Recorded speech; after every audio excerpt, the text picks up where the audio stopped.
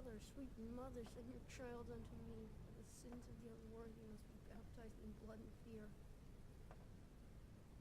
Sweet mother, send your child unto me, for the sins of the unworthy must be baptized in blood and fear. Sweet mother, send your child unto me, for the sins of the unworthy must be baptized in blood and fear. Sweet mother, send your child unto me, for the sins of the unworthy must be baptized in blood and fear. How's it going, everyone? My name is Derknomicon, and today I'm bringing you another Skyrim build. And if you like being an assassin, then you are totally gonna love this nostalgic build. Sit back, relax, and let me tell you all about the Silencer. For this build, I went with the Imperial race, mostly because back when Oblivion was the next big thing, the location was centered around Cyrodiil. So everywhere you went, there were mostly Imperials telling you to stop right there, criminal scum, or now pay with your blood. The Imperials have the voice of the Emperor power, which allows them to calm people for up to 30 seconds. They also have a +5 Slayer one-handed ability, which is beneficial to this dagger-wielding assassin.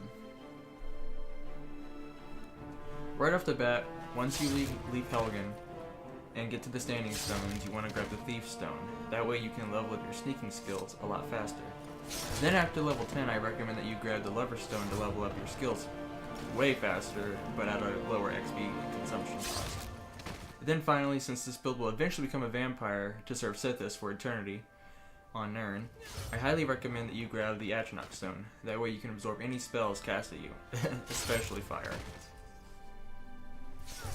With the race and Standing Stone out of the way, let's go ahead and get into the factions.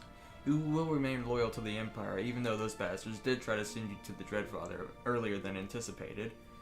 A most pleasing gift humbly accepted of any Dark Brotherhood brother and sister, but the Dreadfather and the Night Mother have bigger plans for you, my child.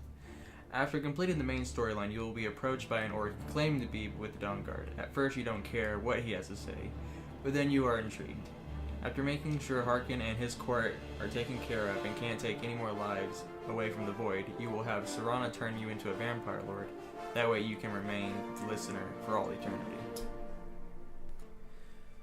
For this build, I wouldn't really recommend going toe-to-toe with a giant or a hulking Draugr, because this is a Dark Brotherhood assassin we're talking about here. The shadows are your allies, and your blade is an extended hand of Sithis, which rips the life out of your targets assigned by your dearest mother. So when the time comes, you'll be putting 40% into Magicka, and then the remaining 30% into health and stamina. Now when I was creating this build, I was trying to get really nostalgic for the Dark Brotherhood from Oblivion, and Lucien Lachance kept popping up in my mind. So to start things off, we are going with the hooded Black Mage's robes, along with the shrouded boots and gloves. The boots cause your footsteps to become muffled, and the gloves allow you to do more damage when performing a backstab on your targets. The Locket of St. Jib also gives you more stamina and gives you more carrying capacity. Last but certainly not the least, this Child of Darkness wields none other than the legendary dagger, Blade of Woe. That was the first weapon given to you by Lucien Lachance in Oblivion, and by the end of the Dark Brotherhood questline in Oblivion, its full potential was unlocked by the Night Mother. Now let's move on to the skills that really makes this build an assassin build.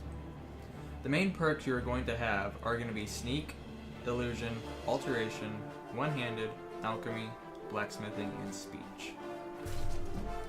In the Sneak category, you will get Stealth, all 5, Muffled Movement, Backstab, Lightfoot, Deadly Aim, Silent Roll, and Assassin's Blade. In the Illusion skill tree, you will have Novice up to Expert, Animage, Kindred Mage, Hypnotic Gaze, Aspect of Terror, Quiet Casting, and Rage. Within the Alteration tree, you will have Novice up to Expert, Dual Casting, Magic Resistance, Stability, and Atronach. Next, in the One-Handed, you will have Armsman, all 5, Fighting Stance, all 3 of Bladesman, Critical Charge, and Savage Strike. In Alchemy, you will have all 5 of Alchemist, Physician, Poisoner, Benefactor, Experimenter, Concentrated Poison, Green Thumb, Snake Blood, and Purity. Blacksmithing tree isn't as big as the rest. You are only going to be having Steel and Arcane Blacksmith. Last but not least, you will have the Speech tree. Put 1 into Haggling just to start it off, and then get Bribery, Persuasion, and Intimidation. As a Dark Brotherhood assassin, you would normally go on missions by yourself, but if you do require a companion, then toward the end of the questline of the Dark Brotherhood, you are given a choice. Spare the life of a mad jester or set him free, not knowing whether or not he would seek revenge. Luckily for you, Cicero is almost as loyal to you as much as he is to the Night Mother. Yes, Cicero will be your companion on your many adventures. His jolly murderous attitude tends to leave a smirk on your face while roaming the plains of Skyrim. Let's not forget about the ghosts of the most loyal of all, Lucy and Lachance. And if those two don't really fit your fancy, Serana could always join you. I know she's pretty powerful.